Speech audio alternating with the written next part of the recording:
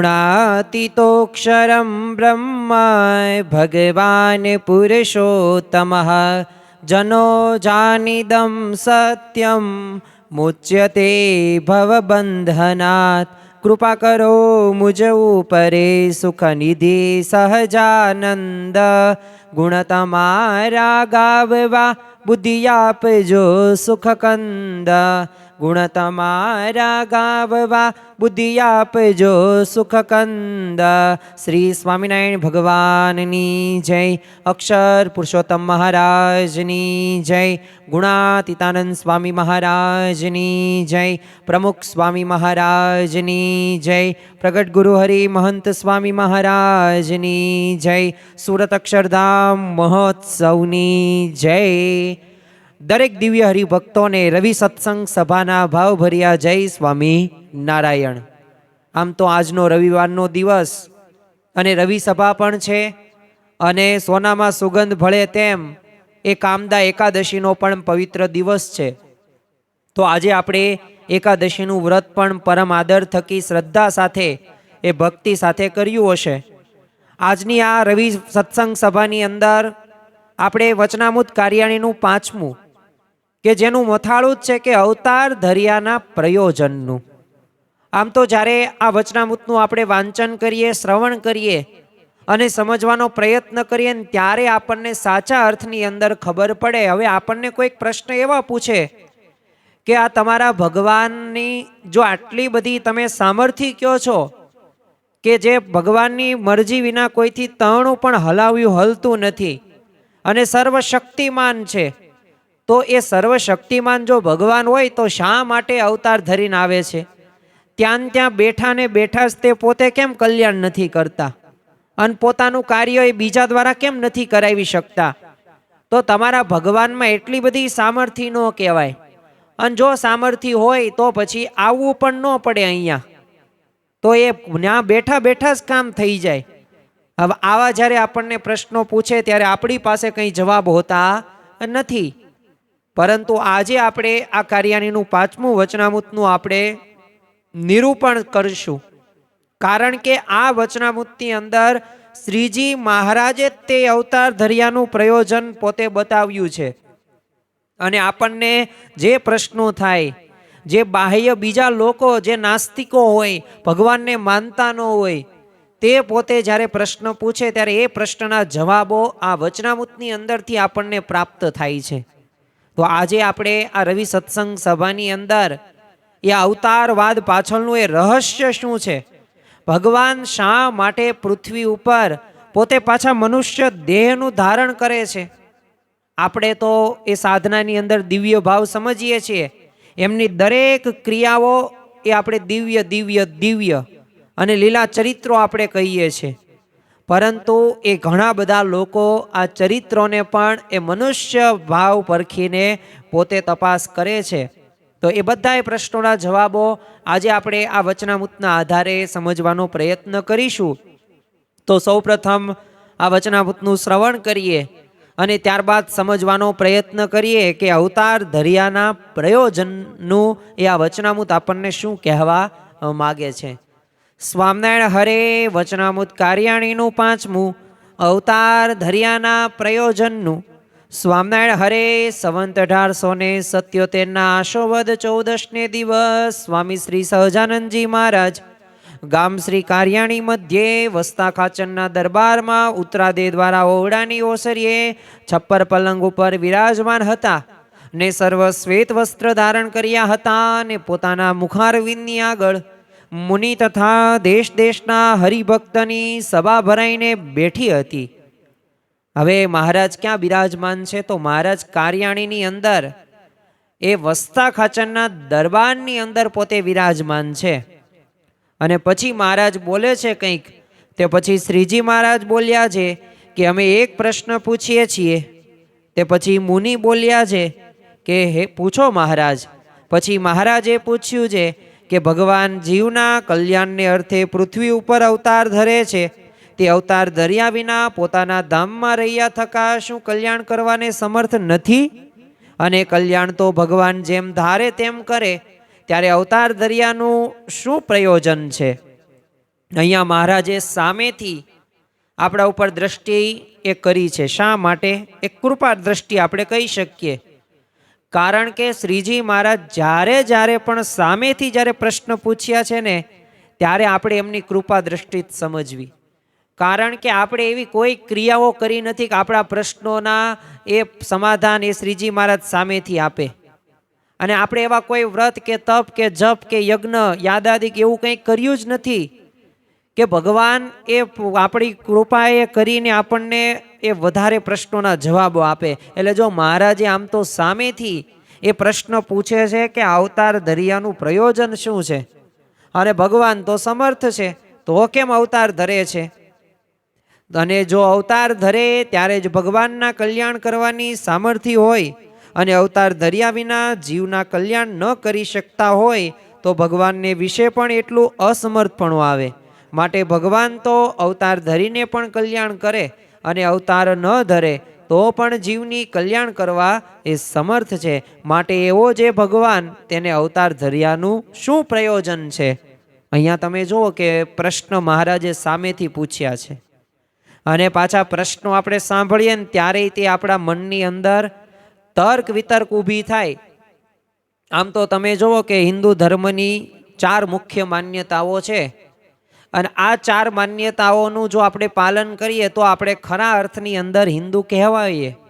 આમ તો વિશ્વની અંદર જુદી જુદી માન્યતાઓ જોવા મળે છે અલગ અલગ ધર્મની, પણ એમાં હિન્દુ ધર્મની 4 મુખ્ય માન્યતાઓ કઈ છે? પ્રથમ તો અવતારવાદ, કે પૃથ્વી ઉપર ભગવાન અવતાર ધરીને આવે છે અને નિત નિત નવલી લીલા કરે છે. તો ખરેખર અવતારવાદ એટલે ભગવાન પૃથ્વી ઉપર અવતાર ધારણ કરીને આવે છે. આ પહેલી માન્યતા. બીજી માન્યતા શું? મૂર્તિ પૂજા, કે 8 પ્રકારે આવરણ યુક્ત અને 9માં સંત એમાં ભગવાન બિરાજમાન છે અને છે.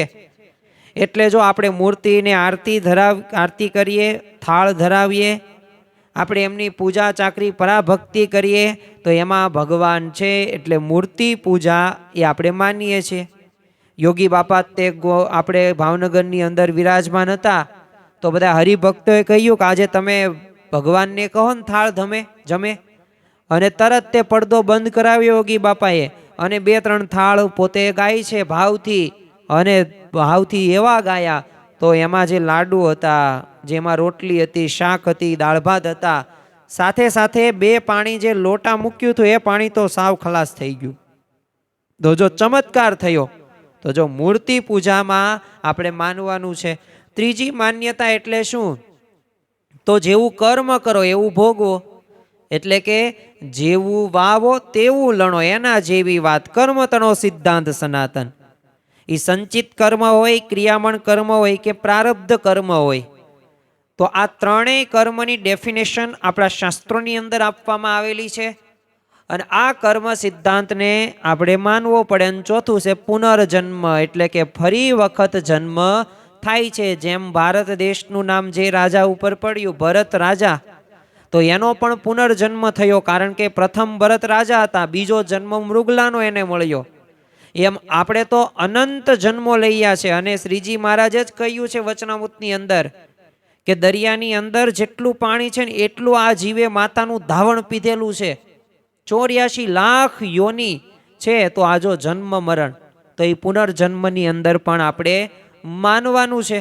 તો જો આ 4 માન્યતાઓ મુખ્ય છે, અને ઘણા બધા મહાન વૈજ્ઞાનિકોએ આ પાછી દ્રઢપણે પોતે માને જ છે કે કોઈક તો શક્તિ એવી છે કે જે આખા જગતનું સંચાલન કરે છે.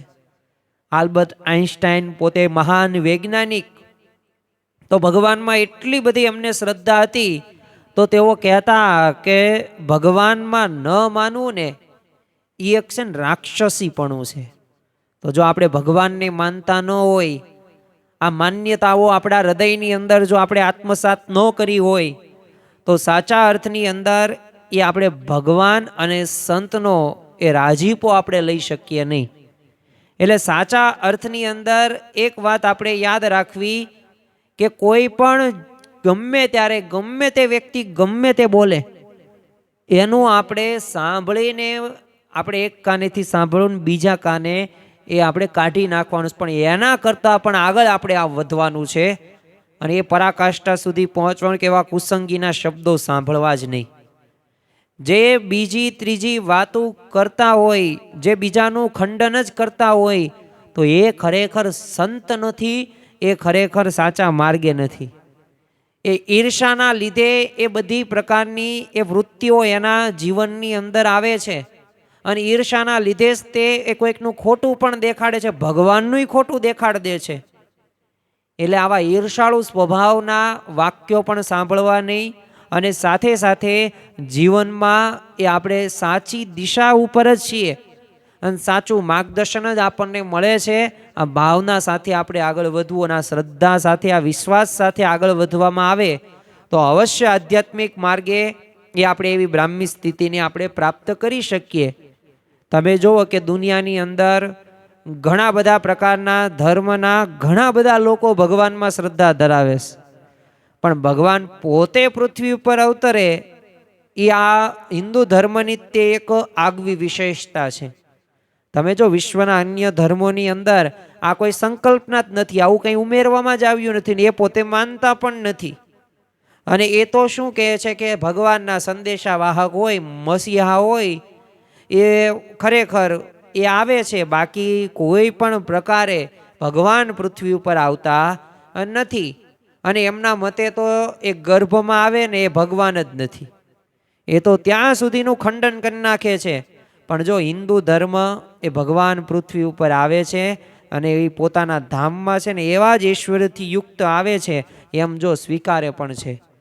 હવે આપણે સમજવાનું કે આપણે કઈ કેટેગરીની અંદર આવીએ છીએ. શું આપણે મૂર્તિમાં ભગવાન દેખાય છે? શું આપણે પુનર્જન્મમાં માનીએ છીએ? શું આપણે કર્મ સિદ્ધાંતમાં માનીએ છીએ? તો જો આ બધુંય માનવાનું છે અને જો નથી માનતા તો એવી સ્પષ્ટ સાચી સમજણ આપણને આ વચનામૃતની અંદર શ્રીજી મહારાજ આપે જ છે. જો અવતારવાદ પાછળનું રહસ્ય છે, અહીંયા આપણને આ મથાળાની અંદર સ્પષ્ટ ખ્યાલ આવે અવતાર ધર્યાનું પ્રયોજનનું. તો એમ નામ કંઈ શ્રીજી મહારાજ કે પછી કોઈ પણ ભગવાન દશાવતાર એ એમ નામ અહીંયા આવ્યા નથી.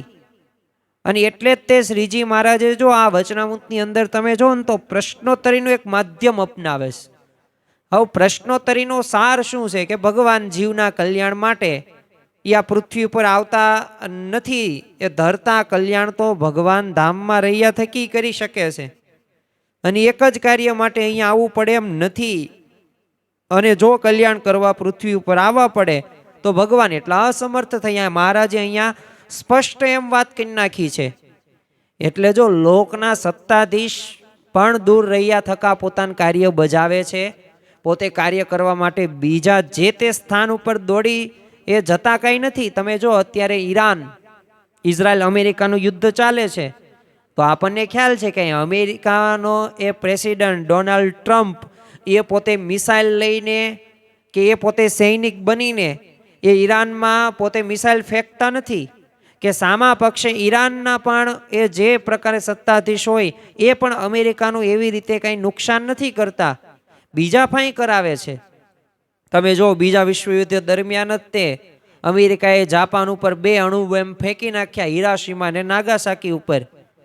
તો હવે આ યુદ્ધની અંદર અમેરિકાના એ સમયની અંદર એ પ્રેસિડેન્ટ હતા ફ્રેન્કલિન રૂઝવેલ્ટ, તો એ કાંઈ પોતે જાપાન કાંઈ ગયા નહોતા હિરાશીમા અને નાગાસાકીમાં બોમ્બ નાખવા માટે. એ પોતે અમેરિકામાં એક સ્થાને રહ્યા ને ખાલી આદેશ આપ્યો અને જો કામ થઈ ગયું. તો એવી રીતે ભગવાન પણ પોતાના ધામમાં રહ્યા થકા એક સંકલ્પ માત્ર જીવન કલ્યાણ કરી શકે. જીવોનું કલ્યાણ કરવું છે એ એમનો મુખ્ય ઉદ્દેશ છે. પણ જો ભગવાન પોતાના ધામમાં રહ્યા થકા આ કાર્ય ન કરી શકે એ એમનું એક અસમર્થપણું કહેવાય. પણ જો ભગવાન તો અન્યથા કરતો શક્તિ ધરાવે છે. એટલે આવા તો ઘણા બધા તર્ક વિતર્ક આપણને લાગે, એટલું બધું સામર્થ્યવાન હોય તો પછી આવું કેમ અસમર્થપણું કે પોતે જાતે આવવું પડ્યું? તો જો લોકની અંદર વિના પ્રયોજને ન મંદોપી ન પ્રવર્તે, એટલે કે મૂર્ખ માણસ પણ છે ને કોઈ હેતુ વિના કંઈ કરતો નથી.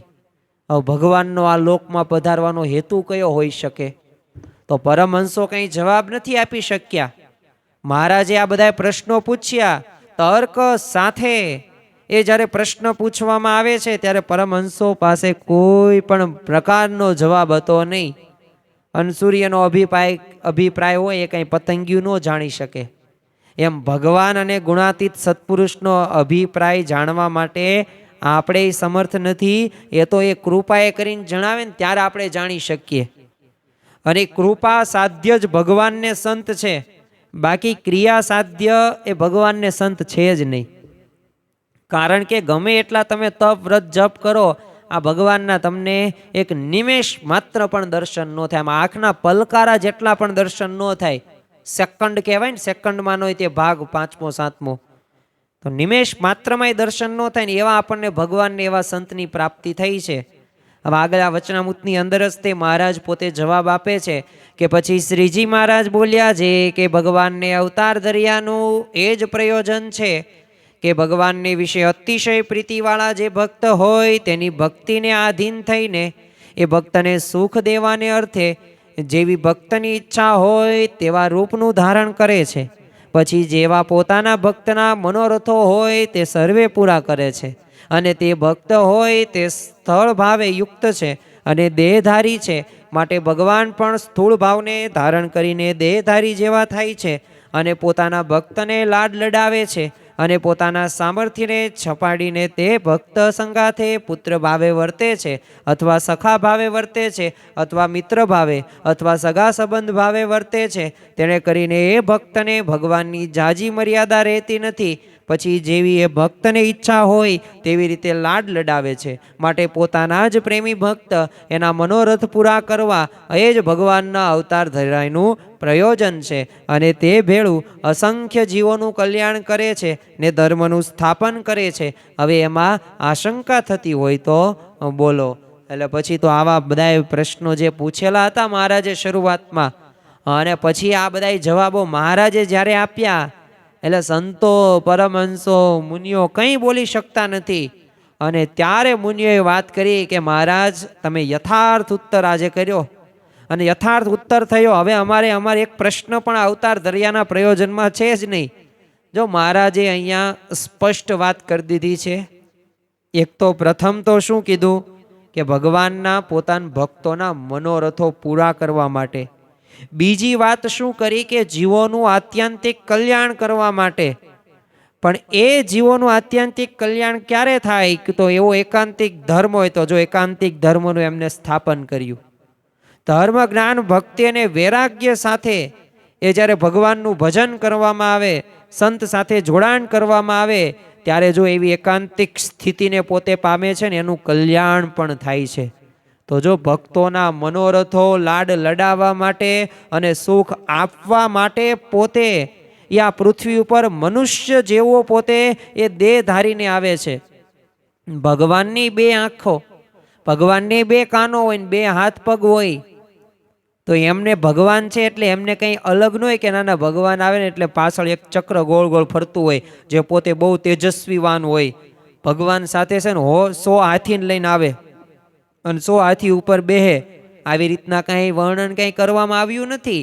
અને આવી રીતે ભગવાન અવતરણ કરે નહીં અને અવતાર પોતે એવી રીતના ધરે પણ નહીં. તમે જો શ્રી કૃષ્ણ ભગવાન, રામ ભગવાન જો, નૃસિંહ અવતાર જો, તો આ બધાય તમે અવતારો જો ને તોય આપણને ખ્યાલ આવી જાય કે એટલા બધાય પોતે ડરાવક કે ભયાનક એવું કંઈ સ્વરૂપો ધારણ કર્યા નથી.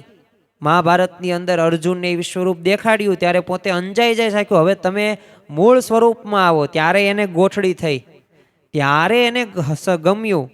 એટલે આ એક વાત આપણે યાદ રાખવાની છે. મહારાજે અહીંયા એ જ જવાબ આપી દીધા છે કે મનોરથ લાડ લડાવવા માટે અને સુખ આપવા માટે અમે પધારીએ છીએ. એક મહાત્મા છે ને ટ્રેનમાં પોતે મુસાફરી કરી રહ્યા હતા, એટલે સામેની સીટ ઉપર છે ને એક ઉદ્યોગપતિએ આવીને સ્થાન લીધું. આમ સાહજિક વાર્તાલાપ એ મહાત્મા અને ઉદ્યોગપતિ વચ્ચે થતો હતો. એમાં એ મહાત્માએ તો એ ભાઈનો પરિચય પણ મેળવ્યો, પણ સંપત્તિનો મદ હતો એ ઉદ્યોગપતિને. એટલે મુસાફરી દરમિયાન છે ને પેલા મહાત્માએ ઉપવાસ કરવા લાગ્યો અને પોતે એક મહાત્મા સાથે વાત કરી રહ્યો અને એવો એનો વિવેક જે હોય ને એ પણ પોતે ચૂકી જાય છે અને વિવેક રહિત પોતે ચર્ચા કરવા માંડ્યો, મન ફાવે એમ બોલે. હવે મહાત્માને પૂછ્યું કે આ ભગવાન ક્યારેય પૃથ્વી ઉપર આવતા જ નથી અને એમને સ્વયં આવવાની શું જરૂર છે? તો મહાત્માએ ધીરે ધીરે એને સમજાવવાનું ચાલુ કર્યું.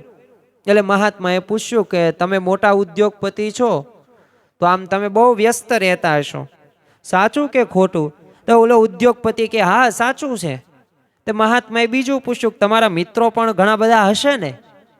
તો ઓલો ભાઈ ઉદ્યોગપતિ હા હોય જ તે ને મિત્રો ઘણા બધા, હું તો બિઝનેસમેન છું, મારે બધાય સાથે કોન્ટેક્ટ રાખવા પડે, બધાયની મારે જરૂર પડે ને એને બધાને મારી પડે જરૂર. તો મહાત્માએ કીધું તો પછી મિત્રને ત્યાં તમે લગ્ન પ્રસંગ હોય તો જાઓ. તો એ ભાઈ કે ના ના, એ તો હું મેનેજરને મોકલી દઉં. તો મહાત્માએ બીજો પ્રશ્ન પૂછ્યો કે આમ કોઈક સગાવાલા ઘરે લગ્ન હોય તો આમ જાઓ? તો પેલા ભાઈ કે ના, દીકરાને મોકલી દો એટલે સંબંધ સચવાઈ જાય, વ્યવહાર સચવાઈ જાય, પછી કાંઈ બહુ આવે નહીં લાંબુ.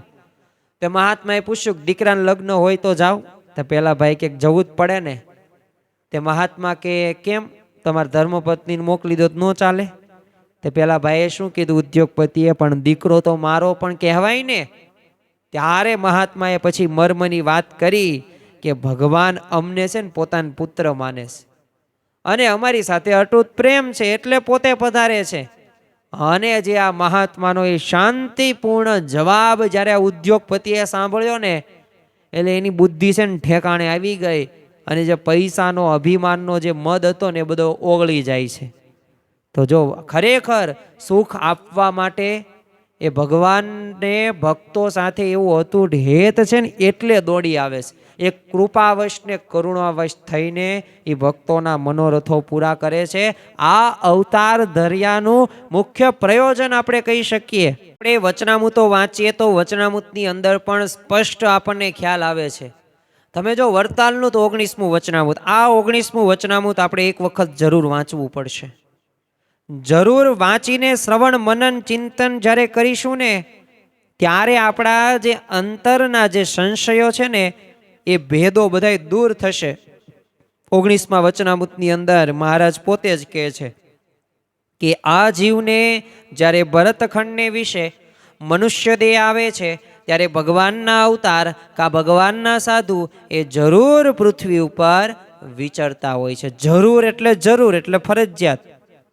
તો જો આ ભરતખંડને વિશે જ્યારે જીવ એટલે આપણને જો મનુષ્ય દેહ આવે ત્યારે સમજી લેવાનું કા ભગવાનના અવતાર અને કા ભગવાનના સાધુ એ અવશ્ય એ વિચરે જ છે ને. અત્યારે વર્તમાન કાળે એવા પરમ પૂજ્ય પ્રગટ ગુરુ હરિ મોહન સ્વામી મહારાજ વિચરે છે.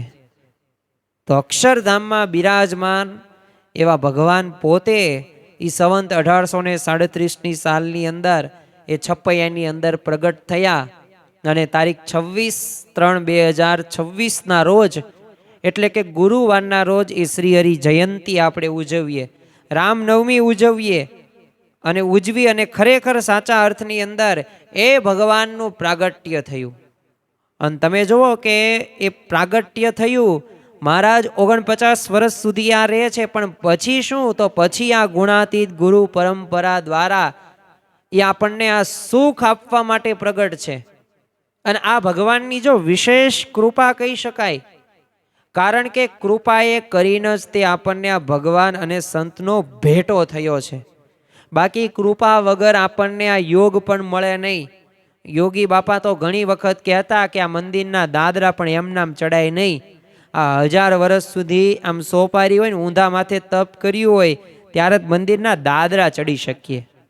ભગવાન પૃથ્વી ઉપર હંમેશા પ્રગટ રહે છે. જો એમની આપણા ઉપર કૃપા છે, એમની વિશેષ કૃપા તો કઈ છે કે આપણી સાથે આપણા જેવા થઈને રહ્યા છે અને આપણને સુખ આપે છે. હરિલામૃતની અંદર પણ કવિ દલપતરામ પોતે કહે છે, સ્વજાતિ સાથે સુખ થાય જેવું, વિજાતિ સાથે નવ થાય તેવું. તો જો એક ગૌશાળાની અંદર કઈ ગાય અને ગાય ભેગા રહે, પરંતુ ગાય અને ગધેડું ભેગા ન રહે. પાણી જેવી જળ વસ્તુ પણ પાણી સાથે એકમેક થઈ જાય. પાણી તેલ ભેગા થાય છતાં તેલ પાણી ઉપર તરે છે, એકમેક ન થાય. એમ ભગવાન મનુષ્ય રૂપે ન આવે ને તો ભક્તને સુખ ન આવે. અને એટલે જ તે દલપતરામ આગળ કહે છે, જો કોઈ દેવ દર્શાય એમ તો ભૂત જાણી ડરી જાય તેમ, મનુષ્યની સાથે મનુષ્ય થાય, ત્યારે મનુષ્ય સુખ તો પમાય. તો જો અહીંયા દલપતરામ પોતે કહે છે કે જો કોઈક દેવ જેવા દર્શન થાય, એટલે કે એવું રૂપ લઈને આવે ને, તો આપણે એને ભૂત કહી દઈએ, ડરી જઈએ. પણ જો મનુષ્યની સાથે મનુષ્ય જેવા થયા એટલે આપણને સુખ આવે. શ્રીમદ ભગવદ્ ગીતાના 11મા અધ્યાયની અંદર આ વાત સરસ રીતે સમજાવવામાં આવેલી છે. હવે કુરુક્ષેત્રની યુદ્ધ ભૂમિ ઉપર એક અર્જુનની ઈચ્છાથી ભગવાન શ્રી કૃષ્ણએ જ્યારે વિશ્વરૂપ ધારણ કર્યું ને, ત્યારે ભગવાનનું વિરાટ સ્વરૂપ જોઈને પોતે છે ને ખૂબ વ્યાકુળ થઈ જાય છે, ચિંતિત થઈ જાય છે, ભયભીત થઈ જાય છે. અને ભગવાનનું એવું સ્વરૂપ પોતે નથી જોઈ શકતો. એટલે એને શ્રી કૃષ્ણ ભગવાનને શું પ્રાર્થના કરી કે હે દેવ, મને તમારું સૌમ્ય રૂપ જ દેખાડો. અને પછી જ્યારે ભગવાને મનુષ્ય સ્વરૂપ ધારણ કર્યું ને, ત્યારે અર્જુનને શાંતિ થઈ. તો એમ જો એ વિશિષ્ટ રૂપ આપણને બતાવશે તો એમાં કાંઈ આપણને મન મેળ નહીં થાય, તન મેળ નહીં થાય, એમાં સુખ પણ નહીં આવે. અને ભગવાનના ભક્તોના મનોરથો પૂરા કરવા માટે તમે જો કે ભક્તોની જેમ આમ સ્થૂળ ભાવ ધારણ કરે છે. હવે સ્થૂળ ભાવ એટલે શું? તો ભારે શરીર વાળું નહીં, હુષ્ટપુષ્ટ નહીં, બહુ જાજુય ન સમજનારની વાત છે. અને જો ભક્ત ઓછી બુદ્ધિ શક્તિ ધરાવતો હોય તો ભગવાન પણ એની સાથે એવી રીતે વર્તે છે. તે પંડિતો સાથે પંડિત, પાછું જાડી બુદ્ધિવાળા સાથે પાછું એવી રીતના વર્તે. પ્રમુખ સ્વામી મહારાજ તો ઘણી વખત કહેતા કે હું મારા મોભામાં રહું છું અને તમે તમારા મોભામાં રહો તો કોઈને સુખ ન આવે. ભગવાનને ગુણાતીત સત્પુરુષનું જો આ ભક્ત વત્સલપણું છે કે એ પોતાની અપાર સામર્થ્ય પોતે છુપાવે છે ને ભક્ત જેવા થઈ જાય છે. અક્ષરમ અહમ પુરુષોત્તમ દાસોસ્મી, કે અક્ષર એવો હું પુરુષોત્તમનો દાસ છું. અને ભક્તને લાડ લડાવવા માટે એ ભક્તની ઈચ્છા અનુસાર એ પિતા ભાવ હોય, પુત્ર ભાવ હોય, સખા ભાવ હોય, સંબંધીય ભાવ હોય, બધાએ ભાવો પોતે એ ઉત્પન્ન કરે છે. અને ખરેખર મનોરથો એ પૂરણ કરે જ છે. આપણે થોડાક એવા પ્રસંગો પણ જોઈએ. ખરેખર તો ભગવાન ને ભગવાનના સંત જ્યારે આ પૃથ્વી ઉપર આવે છે ત્યારે મનુષ્ય જેવા દેખાય, મનુષ્ય ચરિત્રો પણ કરે, પણ એ દરેક મનુષ્ય ચરિત્રમાં આપણે દિવ્ય ભાવ જોવાનો છે. એ મનોરથો પૂરા કરે જ છે. બોટાદના તે ભાઈચંદ દોશીના હવે અંતિમ મંદવાડની અંદર છે ને શ્રીજી મહારાજ એમને જોવા પધાર્યા. એટલે ભાઈચંદે પોતાના દીકરા ભગા દોશીની ચિંતા હતી. એટલે એમણે મહારાજને કીધું કે આ ઘરનો હું મોભ હતો ને એ હવે ચાલ્યો, તો ભગો તો થાંભલાને ઠેકાણે છે ને મોભ વગર વરવો ચા લાગશે નહીં, સારો લાગે મહારાજ. ત્યારે મહારાજે એને સાંત્વના આપીને કીધું કે ભગો તમારા કરતાંય સવાયો થશે, અમે એના મોભ બનીશું. અને મહારાજે ભાઈચંદ શેઠને ઠેઠ સુધી એમના એ દીકરા ભગા દોશીને સંભાળ રાખવાનું જો વચન પણ આપ્યું. હવે ભગા દોશી મહારાજના પરમ ભક્ત હતા. સત્સંગ માટે પોતે ખૂબ ઘસાતા સેવા કરતા, પણ મહારાજ એમની જો ઘણા બધા પ્રસંગે સંભાળ રાખતા. એકવાર ભગા દોશી બહુ બીમાર પડ્યા તો મહારાજ વરસતા વરસાદની અંદર ભીને વસ્ત્રે એમની ખબર કાઢવા જાય. તો અન્ય લોકોએ ભગા દોશીને બચાવીને આશા છોડી જ દીધી. ત્યારે મહારાજે પોતે દહીં સાકરની દવા તૈયાર કરાવી અને પોતાના હાથે એમને પીવડાવી અને પછી તો પોતે સંપૂર્ણ સાજા થઈ ગયા. તો જો જેમ પાળે જનની પુત્રને બહુ બહુ કરી જતન, એમ જાળવે નિજ જનને બહુ ભાવે કરી ભગવન રે. તો ખરેખર આવી રીતે એક જનની જેમ પુત્રને સાચવે ને, જેમ માતા પોતાના પુત્રને સાચવે, જેમ પિતા પોતાની એ દીકરીને સાચવે, તો એવી જ રીતે એ ભગવાન પણ એવા ભક્તનું જતન કરે છે. તો જો મનોરથો જે હોય એ બધાય પૂરા કરે છે. એ જનની રૂપે કરે છે, માતા સ્વરૂપે કરે છે. 1976માં તે પ્રમુખ સ્વામી મહારાજની પરિસ્થિતિની અંદર છે ને ગુરુ પૂનમનો સમયો બોચાસનમાં ધામધૂમપૂર્વક ઉજવવામાં આવ્યો. એમની ઉપસ્થિતિ જ હતી ત્યાં. એટલે હરિભક્તો સભા બાદ ગુરુ પૂજન કરીને સ્વામી બાપાના આશીર્વાદ લેવા માટે એ પોતે હરોળની અંદર આગળ પોતે આવે છે. હવે આજથી તે સ્વામી બાપાએ ધાણા પાણાનું વ્રત તો શરૂ કરી દીધેલું, એટલે નિર્જળા ઉપવાસને લીધે એક પલાઠીએ એમને આ લાભ વહેંચ્યો. સ્વામી બાપા બધાને દર્શન આપી રહેલા, ત્યારે વસોના 2 આગેવાન હરિભક્તો પોતે આવી પહોંચે છે. એટલે સંતો એમને કીધું, જો સ્વામી બાપાએ સભામાંથી ઉઠતા સમય લાગશે, ત્યાં સુધી આપ બંને જમી લો તો ચાલો, અમે થાળી એ પીરસી દઈએ. પરંતુ એ બંને હમણાં નહીં, સ્વામી સાથે, એમ કહીને સ્વામી બાપા પહેલાં જમવાનો આગ્રહ સેવ્યો. હવે સ્વામી બાપાને એ આ જે ઉપવાસ છે એ વાતથી જ સંતો એમને માહિતગાર કર્યા, પણ છતાંય શું કીધું, વાંધો નહીં. અને છતાં એ ઓરડાની આગળ એ પોતે ઊભા રહે છે. સળંગ 3 કલાક સુધી હરિભક્તોની મુલાકાત આપીને સ્વામી બાપા પોતાના નિવાસ કક્ષ પાસે પધાર્યા. અને એ 2 ભક્તોને જોયા એટલે એવો કાંઈ બોલે ને, એ પહેલાં જ તે બંનેના મુખમાં ભાવ જોઈને છે ને કળી ગયા. એટલે સ્વામી બાપાએ એમને જોતા વેત જ પૂછ્યું, જમ્યા? ચાલો જમાડી દઈએ. અને પોતે હવે ભૂખ્યા હતા પેટે, પણ બંને ભક્તોને થાળી પીરસીને જમાડ્યા. તો જો સ્વામી બાપાને આવી મમતાથી એ જડીઓથી હરિભક્તો હંમેશા તરબર રહેતા. મહંત સ્વામી મહારાજના જીવનની અંદર પણ આવા અઢળક એવા પ્રસંગોના આપણે સાક્ષી છીએ. ખરેખર એટલે જનની રૂપે એ ભક્તોના મનોરથો પૂરા કરે છે ભગવાન અને સંત. અમુક વાર ભક્ત મનોરથ પૂરણ કામ એ પુત્ર ભાવે પણ કરે છે. એક પુત્રની એ ફરજ પણ નિભાવે છે ભગવાનને સંત. એકવાર વરજાંગ જાળિયામાં હીરાભાઈ ઠક્કરના ઘરે છે ને શ્રીજી મહારાજ જમતા હતા. હવે ત્યાં જ એમના માતુશ્રીએ છે ને સંકલ્પ થયો કે આવો દીકરો હોય ને તો નિત્ય નવારીએ અને જમાડીએ. હવે આ અશક્ય સંકલ્પે મહારાજ જાણી ગયા. મહારાજને થયું કે મારા જેવો દીકરો ક્યાંથી લાવવો, હું તો એકનો એક જ છું. એટલે આ બાઈને ત્યાં ફરી ક્યાં જન્મ લેવો, આજ ફરે એનો ભાવ આપણે પૂરો કરી દઈએ, આજ ફેરે બીજો જન્મ લેવો જ ન પડે. અને એમ વિચારીને પોતે રિસાઈ નહીં, તે એ ચડું કરીને ઉઠી ગયા. તો મહારાજ આમ અચાનક ઊભા થઈ ગયા ને એટલે એને આશ્ચર્ય થયું, અને સાથે એમ પણ પૂછ્યું કે કેમ આમ એકદમ ઊભા થઈ ગયા? તો મહારાજ કે અમારે અહીંયા રહેવું નથી. તો બાઈએ કારણ પૂછ્યું, મહારાજ મેં એવી તે કઈ ભૂલ કરી કે તમે ઊભા થઈ ગયા ને રિસાઈ ગયા? બીજી વાત કરી કે તમે આવ દીકરા કહો તો રહું. હવે મહારાજે સામે કહી દીધું કે જો ઊભો રહો એમાં કંઈ વાંધો નહીં, અહીંયા જ રહો, પણ તમારા દીકરા કહેવું પડશે. હવે આ સાંભળીને બાઈ તો શરમાઈ ગઈ. મહારાજ તો આગળ ચાલવા લાગ્યા. બીજા હરિભક્તોએ મહારાજને રોકવા રડતા રડતા પાછળ ગયા, પણ મહારાજે હઠ જ પકડી હતી કે હીરાબાઈ માં મને આવ દીકરા કહે ને તો જ આવું, નકર ન આવું. પણ આ હીરાબાઈને એમ થયું કે આ ભગવાનને આવું કેવી રીતે કહેવાય. અને મહારાજ તો ગામના સીમાડે પોતે પહોંચી ગયા. તો બધાને થયું કે હવે મહારાજ નહીં રોકાય. એટલે એ બાઈએ છે ને એ કહ્યું કે આવ દીકરા. અને મહારાજ પાછા એના ઘરે જઈને રહ્યા અને એમને પુત્ર રૂપે સુખ આપ્યું. પણ જો આ પ્રસંગ ઉપરથી આપણને ખ્યાલ આવે કે ભગવાનની કરુણતા તો જોવો, કે એનો એક સંકલ્પ હવે એ બીજો જન્મ એને ન લેવો પડે. એટલે મહારાજે આવું ચરિત્ર કર્યું. છપૈયાની અંદર તે બાળપ્રભુના ઘરે એકવાર છે ને સગાવાલા આવ્યા. તે બાઈઓ એક ઓરડાની અંદર બેસી પરસ્પર બધી વાતો કરતા હતા. તો એવામાં ઘનશ્યામ આવીને છે ને ભાભીના ખોળાની અંદર પોતે બેહે છે.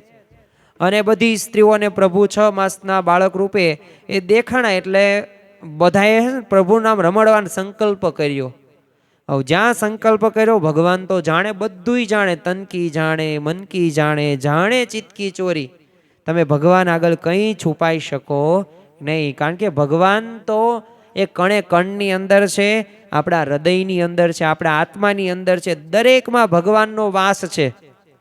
પણ પાછું આપણું હૃદય અંતર શુદ્ધ હોવું જરૂરી છે. એટલે સંકલ્પ જ્યાં કર્યા ને એટલે પોતે જાણીને તે જેટલી બાઈઓ હતી ને એટલા રૂપ ધારણ કર્યા. અને એ બધાને રમાડવાનો ભાવ હતો ને એ પણ ત્યારે મહારાજે પૂરો કર્યો. બીજું, ભગવાન અને સંત આ પૃથ્વી ઉપર આવે છે ત્યારે એક પોતે સખા ભાવે પણ પોતે વર્તન કરે છે. એવા અઢળક પ્રસંગો આપણને ખ્યાલ આવશે. તમે જો શ્રી કૃષ્ણ ભગવાન ને અર્જુન અને શ્રી કૃષ્ણ ભગવાન એ પોતે પાક્કા મિત્રો હતા. અરે ગઢડાની અંદર જ તે રતો બસ્યો નામે પોતે એક જેતલપુરનો હતો રતો બસ્યો. તો એને ચિત્ત ભ્રમ થયેલું, એટલે પોતે કંઈ જાજુ કંઈ વિચારી શકે નહીં. તે શ્રીજી મહારાજ એને ભક્ત કર્યો અને ઘણી બધી વખત એની સાથે રમૂજ કરે અને આમ પોતાનો ભાઈબંધ જેવો મહારાજ એને માનતા. આમ મોટા મોટા પરમહંસોને જેટલો અને જેવો લાભ મહારાજને નહીં આપ્યો હોય ને એવો આ રતા બસ્યાને આપેલો. મંદ બુદ્ધિવાળા સાથે આપણને ચાલવામાં આમ શરમ આવે, પણ વિચાર કરો કે મહારાજ ઘણી બધી વખત એ બજારની અંદર એને ખભે હાથ મૂકીને પોતે ચાલતા. મહારાજ જમતા હોય ને અને એને આવતો જુએ ને તો પ્રેમથી બોલાવીને જમાડે. અરે એના મનમાં કંઈક ઈચ્છા ન થતી હોય ને છતાં મહારાજ એને વારંવાર શું કે જે ઈચ્છા હોય ને એ તું કહેજે હો, અમે તમારા ભાઈબંધ છીએ. એક સાક્ષાત પૂર્ણ પુરુષોત્તમ ભગવાન સ્વામિનારાયણ. એક તમે વિચાર કરો કે ચિત્ત ભ્રમ થયેલા એ સામાન્ય એક હરિભક્ત કે જેને બહુ ખબર પણ પડતી નથી એને ભાઈબંધ તરીકેની તો એ બિરુદ આપે છે, પણ સાથે સાથે એ માગવાનું પણ કહે છે. પણ આ રતા બસ્યાની સમજણ કેવી હતી, અભિનંદન દેવા પડે. તે પોતે દર વખતે માગવાનું મહારાજ કે ને, મહારાજને શું કે ના મારે અત્યારે જરૂર નથી કંઈ. એક વખત તો મહારાજે બહુ ભી કરીને ત્યારે રતો બસ્યો કે મહારાજ દુનિયામાં તમારા કરતા અધિક જ્યારે મને જણાશે ને ત્યારે હું તમારી પાસે માગીશ. નો માગ્યું છેલ્લે સુધી. તો જો ભગવાન કરતા અધિક દુનિયામાં બીજું કંઈ છે નહીં. આપણે જે ભિખારી જેમ મંદિરે જઈએ ભગવાનને પ્રાર્થના કરવી જોઈએ.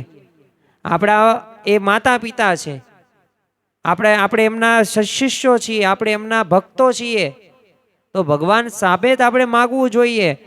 પણ એ બધી લૌકિક માંગણી સાથે સાથે એક આધ્યાત્મિક સ્થિરતા પણ આવે ને એ પણ માગવું એટલું જ જરૂરી છે. અને એ જ્યારે માગીશું ત્યારે અવશ્ય આપણા જીવનની અંદર આધ્યાત્મિક માર્ગે લૌકિક માર્ગે બધી રીતે આપણને એક શાંતિનો અનુભવ થશે. અને જો ભગવાનને ભક્ત સાથે પ્રીતિ વધારવાની કેવી ઉત્કંઠા રહે છે એનું એક દ્રષ્ટાંત મહાભારતના એક આદિ પર્વની અંદર આપવામાં આવેલું છે. એક દિવસ છે ને શ્રી કૃષ્ણ ભગવાન અને અર્જુન છે ને યમુના તટ ઉપર જળ વિહાર કરવા ગયેલા. હવે ત્યાં જ તે અગ્નિદેવ બ્રાહ્મણ રૂપે એમની પાસે મદદ માગવા આવેલા અને અગ્નિદેવે કીધું કે જો મારે ખાંડવ વન બાળવું પણ આ વનમાં છે ને તક્ષક નાગ છે ને પોતાના પરિવાર ને મિત્રો સાથે રહે છે, એટલે ઇન્દ્ર હંમેશા વનની રક્ષા માટે તત્પર રહેશ.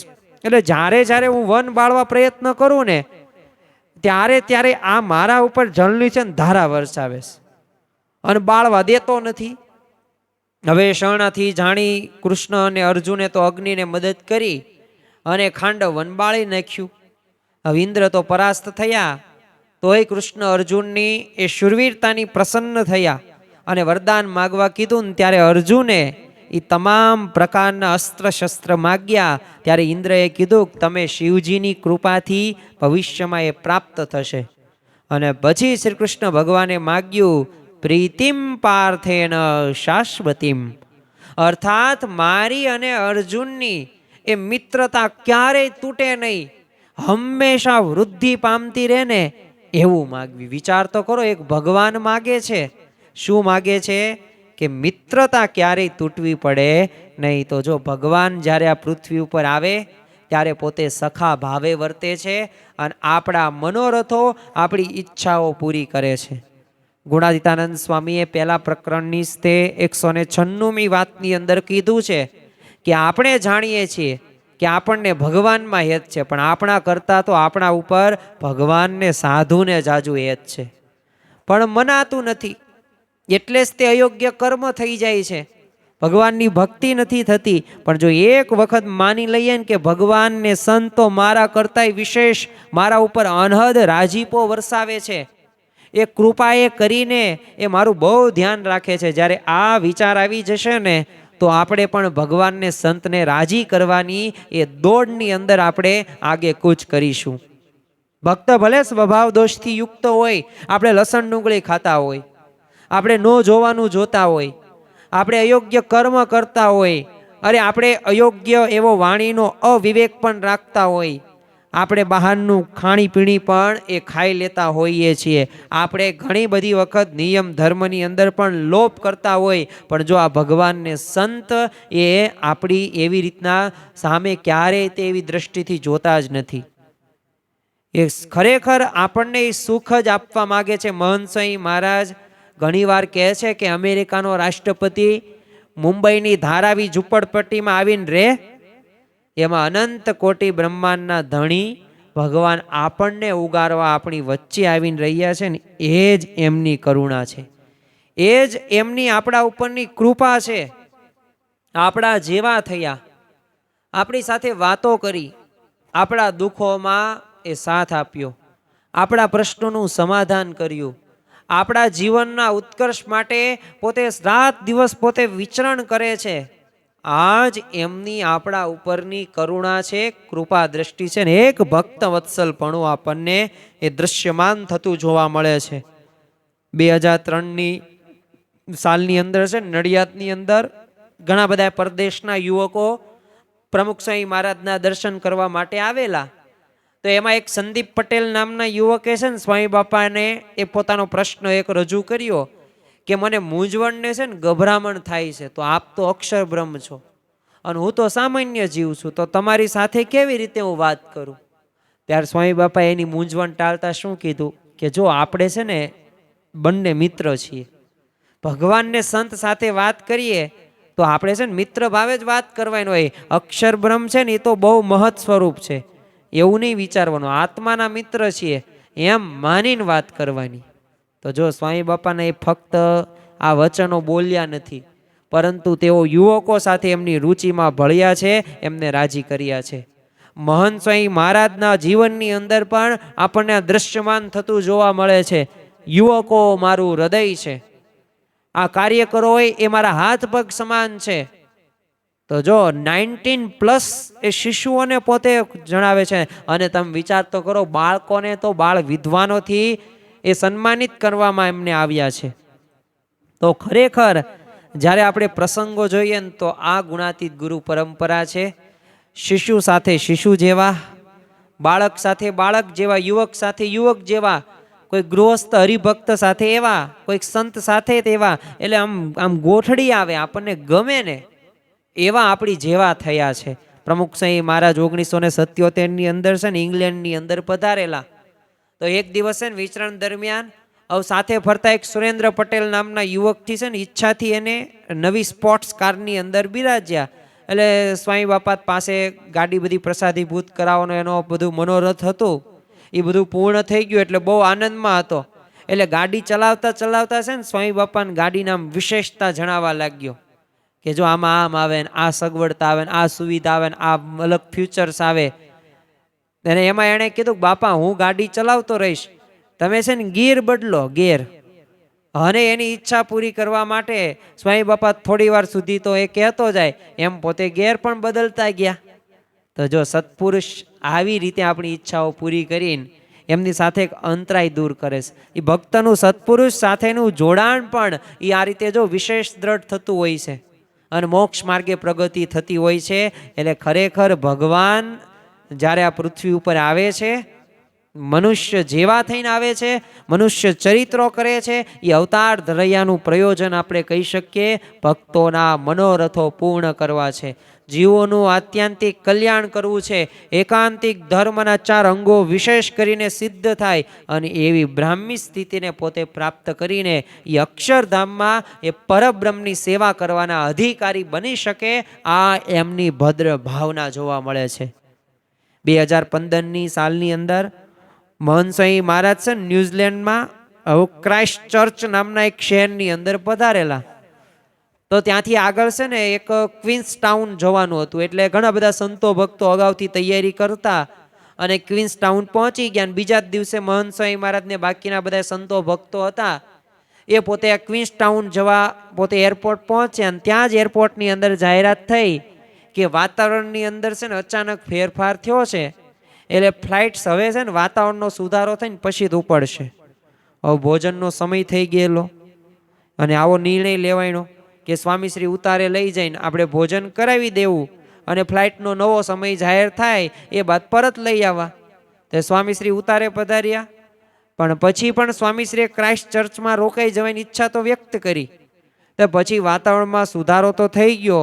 હવે કક્ષની અંદર તો વાતાવરણમાં આ બધી નાટકીય ફેરફારની વાત નીકળી ને ત્યારે સ્વામીશ્રીએ કીધું કે શ્રીજી મહારાજે આ બધું કર્યું છે કિશનની ભક્તિને એ લીધે. એટલે બધાયને આશ્ચર્ય થયો કે કેમ આ કિશનની ભક્તિના લીધે આવી રીતના તમે કહો છો. એટલે પછી તો એ બધું આશ્ચર્ય ને એવું બધું થયું. એટલે સ્વાભાવિક તે સ્વામીશ્રીએ કીધું કે કિશનનો છે ને સંકલ્પ હતો કે હું એના ઘરે છે ને 3 રાત રોકાવ. હવે કિશનને પૂછવામાં આવ્યું ને ત્યારે પણ એને કીધું કે મેં માનસી પૂજામાં સંકલ્પ કર્યો હતો કે સ્વામીશ્રી અહીંયા છે ને 3 રાત્રિનું એ રોકાણ કરે, પરંતુ કોઈને મેં જણાવ્યું હતું નહીં. તો જો સ્વામીશ્રી અંતર્યામી પણ એ કિશનને આ સંકલ્પ પૂરો કર્યો અને 3 દિવસ તેને ઘરે એ રોકાઈ અને રાજી કર્યા. તો ખરેખર આપણા જીવનની અંદર જ્યારે ભગવાનને સંત આ પૃથ્વી ઉપર પધારે છે ત્યારે આવા ઘણા બધા આશ્ચર્યો ચમત્કારો થાય છે. પણ એક વાત યાદ રાખવી કે આશ્ચર્ય કે ચમત્કાર હું કે તમે પણ કરી શકો. 10, 15, 20 વર્ષ સાધના કરો, કોઈક દેવીને પ્રસન્ન કરી લો, કોઈક એવી વિદ્યા ભણી લો, તો તમે પણ પાણીમાં પોતે એ તરવા લાગો, તમે પણ હવામાં ઉડવા લાગો. અરે તમે પણ એ મંત્ર તંત્રથી એ સામેવાળા વ્યક્તિને પ્રભાવિત કરી શકો, જાણી પણ શકો. પણ જો એ ચમત્કાર કે એ કોઈ પણ વાત એ આપણા જીવનની અંદર એ કંઈ કામમાં આવતી નથી, આપણું કલ્યાણ ન થાય તો એ ચમત્કાર પણ કંઈ કામના નહીં. અને છેલ્લે આપણે આ રવિ સત્સંગ સભાના છેલ્લા મુદ્દાની આપણે વાત કરીએ અને આજનું આ પ્રવચન આપણે પૂરું કરીએ. તો જો સુખ આપવામાં આપણી છે ને ખોટ ઘણી બધી વખત થાય છે, કારણ કે પ્રગટ ભગવાન આપણને ઘણી બધી રીતે સુખ આપે છે.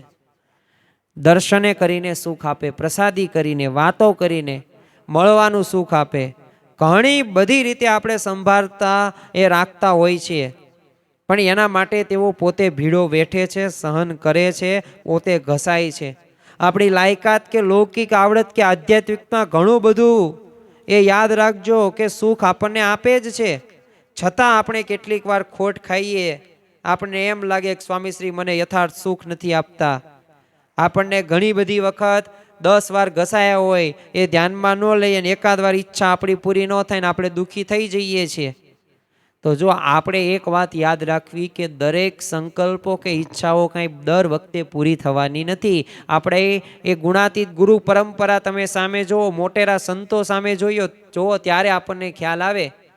પૂજ્ય ત્યાગ વલ્લભ સ્વામીને પૂછવામાં આવેલું કે આપે બ્રહ્મોપનિષદ નામના ગ્રંથમાં લખ્યું છે પ્રમુખ સ્વામી મહારાજે મને ગજા બહારનું આપી દીધું છે, તો એ ગજા બહારનું સ્વામી બાપાએ શું આપ્યું? ત્યારે તેઓએ કીધું કે મારી લાયકાત કરતાં ઘણું બધું આપી દીધું, આપણે એમના માટે શું કરી શકીએ તેમ છીએ. આપણને એ યાદ કરે, સેવા આપે, એ ગજા બહારનું જ આપ્યું કહેવાય ને. તો આપણે પણ ભગવાનને સંતની સેવા કરીએ છીએ અને એમના એ સિદ્ધાંતને આપણે આગળ વધારી રહ્યા છીએ, તો એ મોટામાં મોટી એ આપણા ઉપર કૃપા કહેવાય.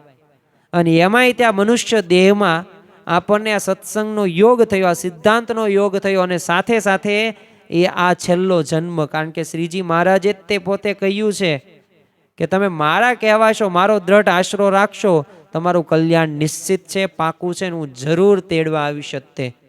અને આ બિરુદ પાછું બીજાને જણાવજો ને. એવા તો અઢળક પ્રસંગો છે કે જે આપણને ખ્યાલ આવે કે હરિભક્તો, સંતો હોય, ગૃહસ્થોને એ ભગવાન તેડવા આવે છે, આવે છે ને આવે છે. તો શ્રીજી મહારાજ આ પૃથ્વી ઉપર અવતર્યા એ આપણા માટે જ પ્રગટ રહ્યા છે અને સુખ આપે છે. આપણે એમનો યથાર્થ મહિમા સમજવાનો છે.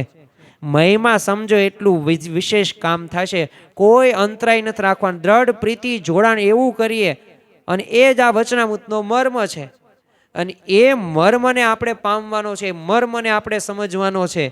એટલે સાચા અર્થની અંદર એ ભગવાન જ્યારે આ પૃથ્વી ઉપર આવે છે ત્યારે અવતાર ધર્યાનું જે પ્રયોજન, જે આપણે વાત કરી કે મનોરથો હોય, શ્રીજી મહારાજે તો આ વચનામૃતની અંદર છેલ્લે એમને સ્પષ્ટ કહી દીધું. ફરી વખત આપણે એ વચનામૃતના શબ્દો યાદ કરીએ. પ્રથમ તો એ મનુષ્ય જેવા જ તે પોતે થઈને આવે છે, મનુષ્ય ચરિત્રો પણ કરે છે.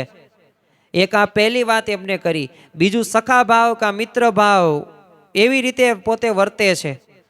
પછી ત્રીજી વાત એમને શું કરી કે ભક્તોની ઈચ્છાઓ જે મનોરથો એ પૂરા કરવા માટે પોતે એ અવતાર ધર્યાનું પ્રયોજન છે. અને અસંખ્ય જીવોનું કલ્યાણ કરવું છે. અને એ કલ્યાણ માટે એકાંતિક ધર્મનું સ્થાપન કરે છે. અને એકાંતિક ધર્મનું સ્થાપન કરીને એ જીવોનું એ આત્યંતિક કલ્યાણ કરે છે. તો આ એમનું અવતાર ધર્યાનું મુખ્ય પ્રયોજન છે. તો આજના દિવસે કામદા એકાદશીનો એ પવિત્ર આજનું આ દિવસ અને રવિવારનો દિવસ, તો આજના દિવસે આપણે વચનામૃત કાર્યાલયના 5મું જે નિરૂપણ સાંભળ્યું એ આપણા જીવનની અંદર એ દ્રઢપણે આપણને નક્કી થઈ જાય. અને સાથે સાથે બીજા પણ જ્યારે પ્રશ્ન પૂછે ત્યારે આપણને જવાબ આવડવા પડે. તો આજના દિવસે મહારાજ સ્વામીના ચરણોમાં પ્રાર્થના કરીએ કે આવા ભગવાન મળ્યા, આવા સંત મળ્યા, આવો સિદ્ધાંત મળ્યો, આવા મંદિરો, આવા શાસ્ત્રો એ અનહદ અમને પ્રાપ્તિ થઈ છે. તો આ પ્રાપ્તિને અમે પ્રતીતિમાં પરિવર્તિત કરીએ અને સાચા અર્થની અંદર અમે વચનામૃતનું એને મર્મ એવી રીતે સમજીને અંતરમાં ધારીને એ મન કર્મ વચને જોડાઈને તમને રાજી કરી શકીએ. એ જ આજના દિવસે પ્રાર્થના. શ્રી સ્વામિનારાયણ ભગવાનની જય.